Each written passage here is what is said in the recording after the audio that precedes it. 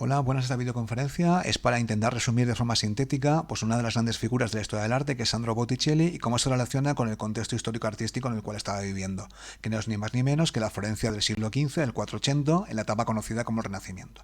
Pues bueno, esta videoconferencia va a estar articulada en dos grandes apartados. En el primero, que es el más importante, hablaremos de la trayectoria vital de Sandro Botticelli, con sus obras y cómo es su estética en cada una de sus etapas. Y en la segunda etapa hablaremos de los rasgos generales de la pintura de Botticelli, que tiene unos rasgos bastante típicos y característicos. Bueno, pues entonces, ya que vamos a empezar, empezamos con su nacimiento y formación. Él nace en Florencia, que era una ciudad muy próspera del siglo XV. Su nombre es Alessandro, su apellido mucho más complejo, pero es conocido por su mote, su apodo, que era el Botellita, Botticelli. Creo que es por una tienda, un local que tenía su hermano. Así que es Alejandro el Botellita, que en castellano tiene mucho menos glamour. Así que utilizaremos Sandro Botticelli en italiano, que todo queda mejor. Según Vasari, era un discípulo muy complicado, tenía una infancia difícil, aprendió poco, no hacía mucho caso, su padre lo coloca en un taller de orfebrería y fracasa, no sale bien, y luego por petición suya, pues le colocan en el taller de un artista llamado Filippo Lippi, que este Filippo Lippi era un artista muy bueno, tenía un dibujo fino y elegante. Aquí se puede ver a la derecha pues un detalle de una obra suya, que es la Madonna, y que será un poco el gran, le marcará mucho el estilo artístico de Botticelli, pues el estilo de su maestro. Aquí tenemos obras de Filippo Lippi, que era un personaje en sí mismo, era un ex monje que se fugó con una monja, que hacía básicamente, bueno, le ponía muchos problemas a sus comitentes, pero tiene un estilo excepcional y se lo perdonaban. A la izquierda tenemos una Madonna, que Botticelli va a ser también muy famoso por las Madonas, donde se le representa a la Virgen, pues con el niño Jesús y con unos ángeles. Este es absolutamente espectacular. Gombrich resalta cómo nos mira el espectador. Aparte es muy curioso, con cara pícara, ¿no? Bueno, pues entonces me he ido. Las Madonas de Botticelli se representan como, pues vamos, como damas florentinas, ricas, elegantes, hermosas. Aquí se pueden ver pues, las gasas que tienen en el cabello, las joyas, aquí hay un joyero, etcétera, ¿no? Es una espiritualidad elegante propia del siglo XV. Aquí tenemos otra obra, Tobías y el Ángel, que también es de Filippo Lippi, que son obras elegantísimas. Como he comentado, el estilo de Filippo Lippi pues marcará pues, el estilo, la estética de Botticelli pues casi durante toda su vida. Bueno, la segunda etapa de Filippo Lippi se fugó, bueno, tuvo un final complicado. Al final, Botticelli y Filippo Lippi se separan y pues Botticelli pues, se independiza, ingresa en el gremio de pintores. En la década de 1480 pues formará un taller y luego en esta es una etapa donde va a hacerse sobre todo pintura religiosa, que era la pintura más demandada por los conventos, por las múltiples iglesias que había en la ciudad de Florencia.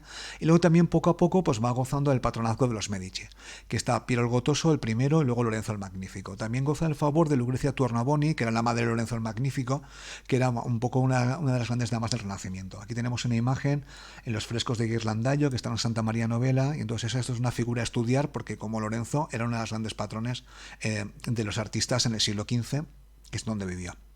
Aquí tenemos ejemplos de las pinturas de Botticelli de primera etapa. Aquí tenemos un tema muy típico que es Judith y Holofernes, donde se cuenta la historia de una heroína judía que salva a su pueblo, pues sorprendiendo al general asirio Holofernes en la cama por sorpresa, cortándole la cabeza.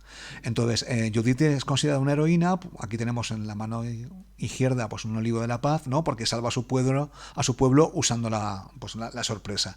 Aquí está la cabeza de Holofernes, que es muy curioso porque aquí es un anciano, pero tiene un cuerpo joven, ¿no? Y aquí están los asirios sorprendidos porque encuentran a su general muerto. La idea de Judith y Holofernes y también de David es el que el pequeño puede ganar al débil. Son todo, Florencia era una ciudad muy pequeña y los florentinos cuando veían este tipo de obras estaban pensando no en la ciudad de Jerusalén, sino en la suya, Florencia. Una ciudad rodeada de enemigos, Milán, el papado, Francia, la monarquía hispánica, y querían conservar su independencia. Pero bueno, esta no es su obra principal. La obra donde va a tener fama por primera vez es la adoración de los Reyes Magos. Os he mostrado antes aquí la imagen de Botticelli, el autorretrato, que lo podemos ver aquí, que mira al espectador, confronta, recuerda un poquito al angelito de Filippo Lippi. Y aquí tenemos la adoración de los magos, que es una natividad donde los Reyes Magos de Oriente presentan los regalos a María, a San José y al niño que ha nacido. Entonces, esta obra la pide un comitente, pues un nuevo rico que quería hacerse respetar. Aquí lo tenemos vestido de blanco, con el pelo blanco, ¿no? Pero entonces coloca a Botticelli a los grandes mecenas de la época, a los Medici. Tenemos aquí en el centro al patriarca de la familia, a Cosimo de Medici, que gobernó a principios del siglo XV, que ya había fallecido. Aquí tenemos a Piero el Gotoso, que fallecerá pronto. Y aquí tenemos a Lorenzo el Magnífico, que unos años antes había salvado a su familia con la espada. Y aquí tenemos a su amigo, apoyado de forma romántica en su hombro, Angelo Poliziano, ¿no? Que era otra de las grandes figuras del momento. Esta obra fue la primera obra que le dio bastante fama a Botticelli. Se pueden observar rasgos clasicistas, por ejemplo aquí las ruinas en el fondo, luego la originalidad de la natividad, etcétera, etcétera. Y la gente que observa el nacimiento pues son grandes florentinos. Bueno, aquí luego después Botticelli pues continúa, hace más obras. Una de las más típicas son las Madonnas, que sigue un poco la estela a su maestro Filippo Lippi. Una de las Madonnas más espectaculares es la del Magnificat, se llama así por un himno a la Virgen que se llama Magnificat, que aquí lo he marcado, que aparece en el libro, y es una obra pues finísima, pues con una dama florentina, pues representando a la Virgen. Se piensa que esta Virgen es Lucrecia Tornabuoni, la madre de Lorenzo el Magnífico, y aquí a derecha y aquí los dos hijos, ¿no? Pues son pues tanto Lorenzo como Giuliano, representados de forma muy favorecedora, porque Lorenzo el Magnífico era muchas cosas, pero agraciado, bueno, por lo menos según los cánones de nuestra época, pues no lo era. Bueno, antes de empezar voy a continuar un poco con la cultura política, voy a explicar lo que estaba pasando en la Florencia del siglo XV. En la primera mitad, el patriarca, que lo hemos visto antes, era Cosimo o Cosme, que pues, es el que había patrocinado, había pagado pues la Santa María de las Flores, Brunelleschi, Masaccio, el patriarca de la familia, había conseguido mucho dinero pues, usando bancos e inversiones. Por ejemplo, las minas de alumbre eran bastante austeros. Aquí tenemos el Palacio Medici Riccardi, que el señor Cosimo exigió que fuera mucho más austero para no humillar a los vecinos. Era un negociante bueno y es quien planta las bases del poder Medici en la Florencia del siglo XV. Entonces, básicamente, Cosimo o Cosme eran los banqueros del Papa. En la segunda mitad está Piero el I, Piero el Gotoso, que fallece en 1469, luego está Lorenzo, que tiene un poder mucho más consolidado. Ya no se vota como se votaba antes y básicamente, aunque no eran reyes, mantenían las formas, eran el poder, básicamente ejercían de reyes o de gobernantes de Florencia. Dominan la política florentina, pues mejoran San Lorenzo, que era la basílica pues de la familia de los Medici. De hecho, Lorenzo, su nombre viene porque el patrón de la familia era San Lorenzo. Y Lorenzo el Magnífico es quien va a dominar la política italiana o por la política florentina en el norte de Italia hasta su muerte en 1492. Aquí tenemos a la corte de los Medici. Aquí tenemos a Lorenzo, que lo hemos visto antes, que está retratado, pues vamos, como el gran líder de Florencia, y aquí tenemos la gente que estaba en su corte. Aquí con barba tenemos a Angelo Poliziano, que era el poeta que organizaba las giostra o composiciones poéticas, era un amigo y colaborador de Lorenzo el Magnífico. Aquí tenemos a Marsilio Ficino, el gran filósofo, que expone o defiende una idea conocida como neoplatonismo, y considera que el ser, que ve la belleza ideal en todas las cosas, entonces es una filosofía neoplatónica. Aquí tenemos a su mujer, Clarissa Orsini, una gran dama florentina, y aquí a su madre, Lucrecia Tornabuoni. Y aquí tenemos a su hermano, que es Giulio, que era el gran ligón, era uno de sus colaboradores y tenía una relación muy estrecha. Sería asesinado en la famosa conjura de los Pacci. Y aquí os he puesto un anciano, pero en estos momentos no era un anciano, sino que tenía 13, 14, 15 años, que es Miguel Ángel, que comía en la mesa de Lorenzo el Magnífico y siempre fue un admirador suyo. Luego después moriría muchísimos años más tarde.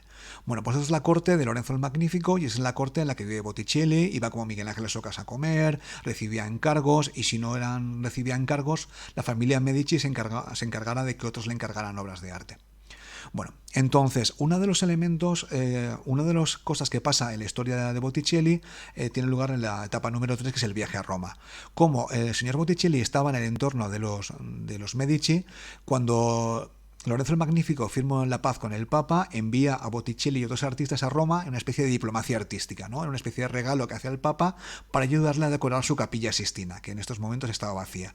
La Capilla Sixtina, el techo fue pintado a la bóveda por Miguel Ángel y el ábside por Miguel Ángel, pero los laterales fueron pintados por fresquistas florentinos que tenían mucha fama, entre ellos Botticelli, Perugino y Pollaiuolo, si no me equivoco. Entonces, yo le he llamado diplomacia artística porque es muy curiosa.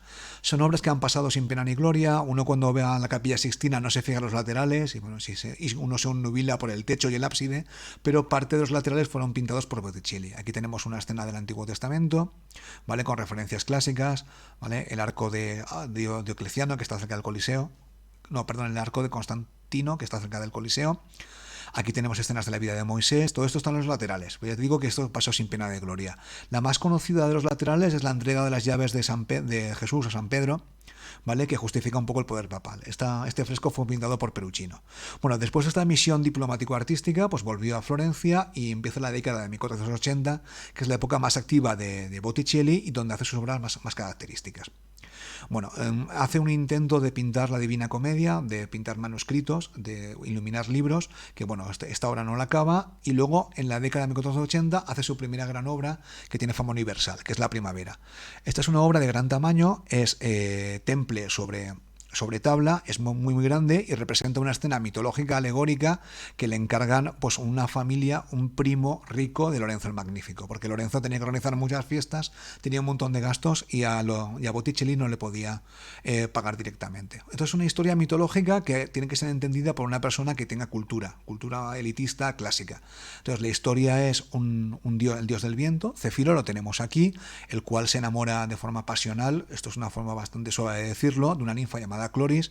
La ninfa, según la leyenda, exhala flores por la boca, las podéis ver aquí, ¿no? Este es el momento del rapto, donde se observan aquí las diagonales, el dios del viento, Cefiro, es un dios frío, con lo cual tiene colores azules, y aquí está el momento del rapto.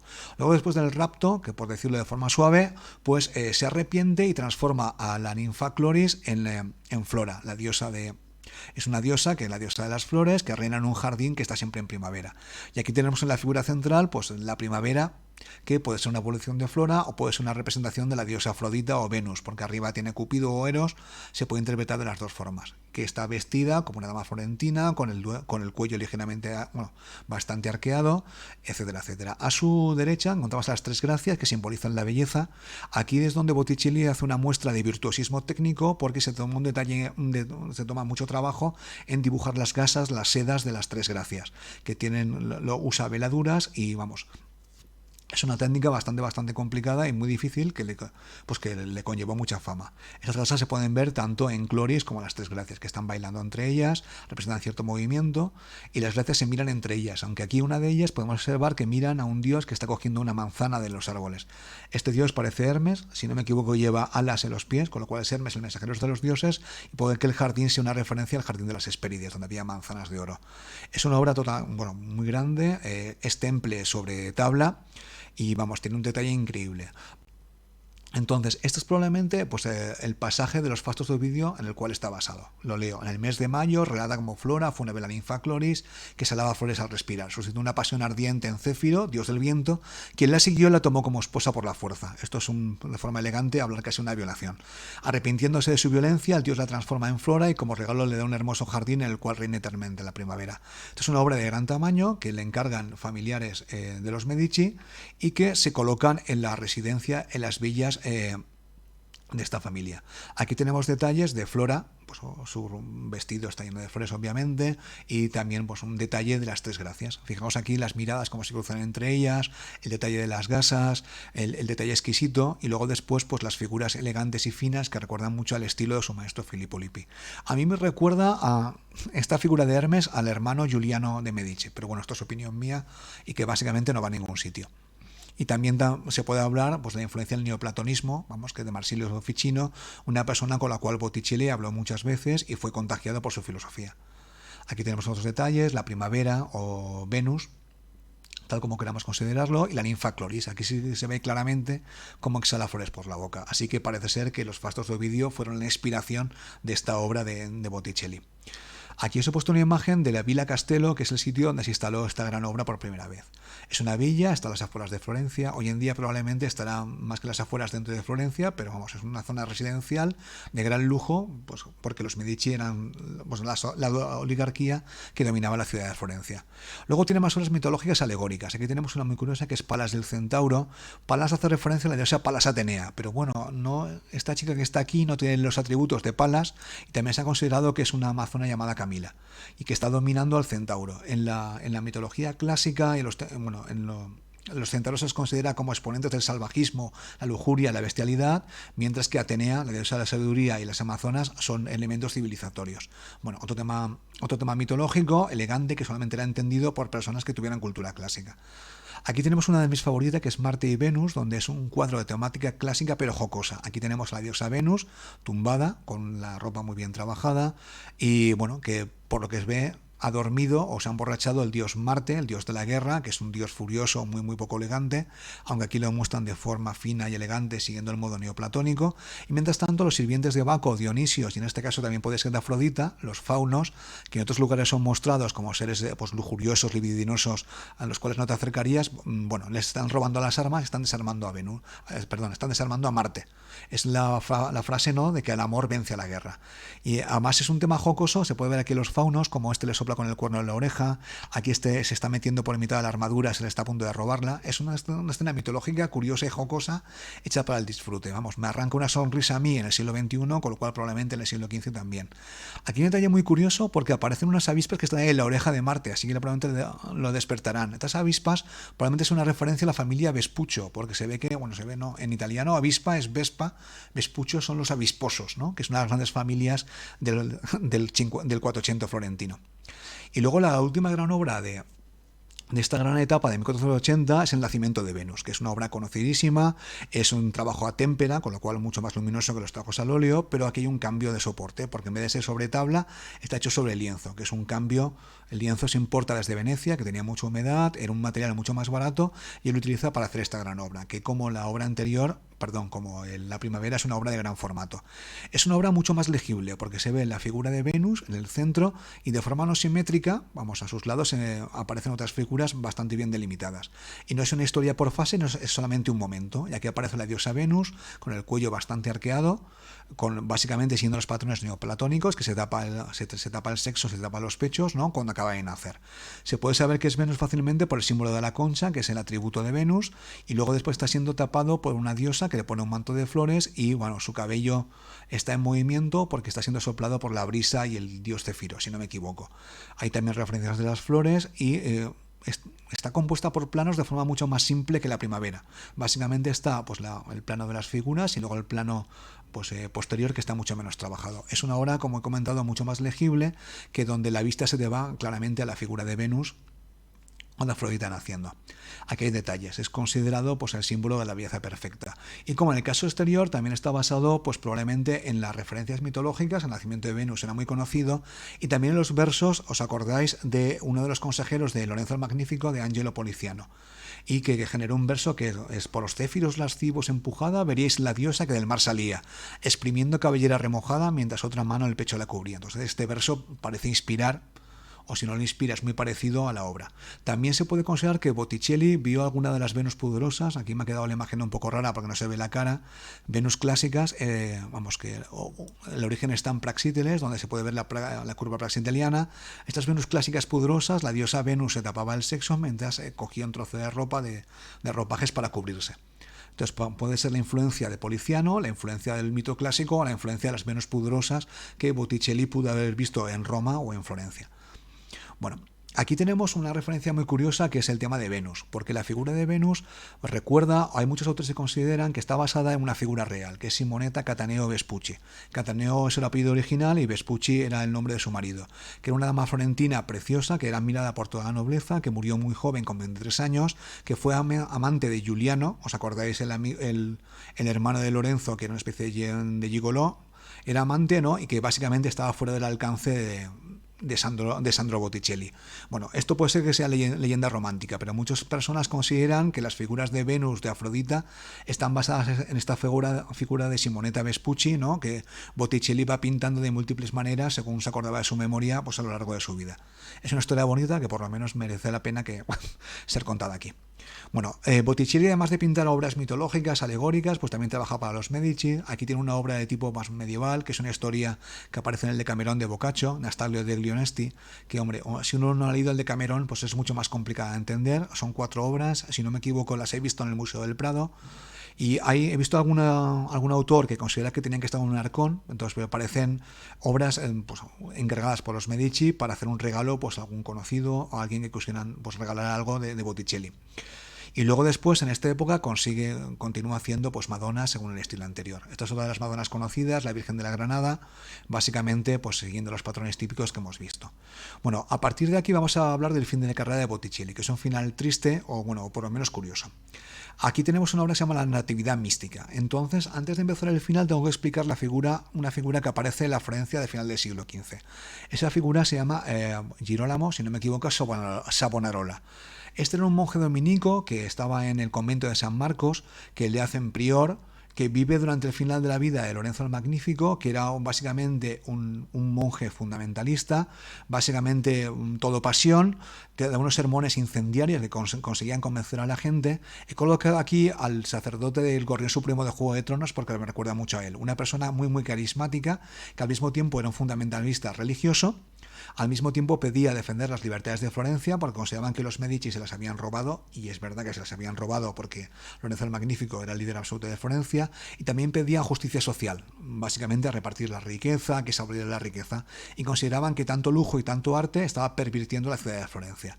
De hecho, el fraile Savonarola, que se metía con el Papa, se metía con el clero, con los ricos, etcétera, etcétera, es famoso por haber organizado la Hoguera de las Vanidades, donde pues la gente de Florencia arrojaba sus riquezas allí para mostrar que creían en la pobreza.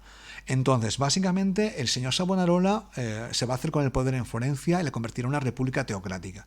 Botticelli, a pesar de lo que parece, porque él siempre había pintado figuras, bueno, era un poco su contrario, ¿no? Arquetípicas, típicas de la riqueza florentina, parece ser que se convierte por Savonarola y se convierte en uno de sus seguidores, aunque aquí hay debate.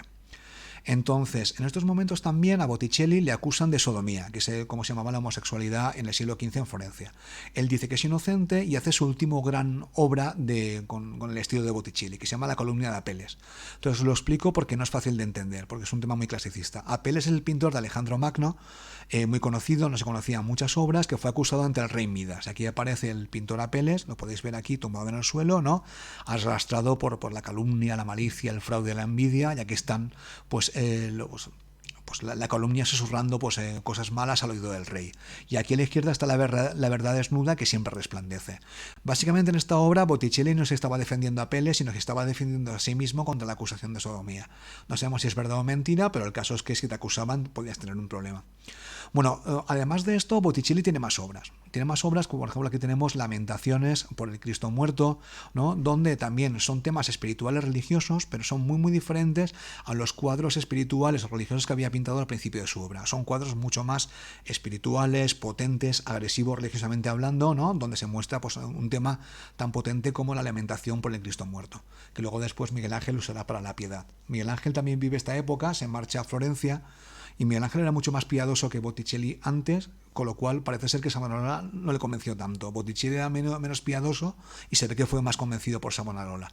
En cualquier caso, el estilo de Botticelli estaba quedando desfasado. Había nuevos pintores, pues como Leonardo, por ejemplo, cuyo estilo era mucho más apreciado. Así que ya estaba mayor y este es un momento donde Botticelli pues acaba, era viejo, anciano y murió en la pobreza. Bueno, ahora voy a hablar finalmente de las características del arte de Botticelli generales. Como siempre estoy mintiendo porque hablar de características generales es generalizar, ¿vale? Pero bueno, es lo que hay que hacer. Podemos considerar a Botticelli como un pintor colorista. Su uso del temple hace que sus cuadros sean luminosos, con colores muy potentes y además muy alegres y contagien alegría de vivir. El dibujo es fino y elegante, como corresponde a un discípulo de Filippo Lippi, y luego después no es tanto anatómico ni es perspectivista, porque la perspectiva no la cuida, sino se puede definir sus obras como poesía pintada. Esto es una frase que puede resumir la obra de Botticelli, basándose en el neoplatonismo, el ideal de belleza en el ser humano y luego en la obra de Poliziano, la obra poética de Poliziano. Obviamente sus obras muestran un naturalismo idealizado, figuras jóvenes, hermosas, y la fealdad hasta el final de su época parece más bien poco. En cuanto a su técnica, usa temple sobre tabla, fresco, por ejemplo la Capilla Sixtina, témpera sobre lienzo, etc. En cuanto a los temas, los hemos visto temas cristianos, mitológicos, alegóricos, también tiene retratos, algún cuadro que recuerda un paisaje, pero los menos. Luego después sus cuadros son bastante elitistas, están hechos para gente, sobre todo los de la década maravillosa de 1480, para gente con una profunda cultura literaria. Yo pensaba que esto era solamente para la gente rica de Florencia, pero también parece ser que la gente de Florencia, incluso los artesanos, estaban locos por lo clásico y eran capaces también de entender las referencias clásicas de Botticelli. Pero hombre, la idea es que para entender sus obras había que conocer los fastos de Ovidio, las referencias clásicas, etc. Y luego después a nivel de sus cuadros espirituales o religiosos se puede diferenciar, como ya he explicado, una espiritualidad amable antes de 1490, las Madonas, etcétera, etcétera, la adoración de los Reyes Magos, y una espiritualidad mucho más expresiva, potente, auténtica, bueno, auténtica o no, a partir de esa fecha. Pues bueno, con esto creo que he acabado, espero que se haya entendido y conozcáis un poquito mejor la figura de Botticelli.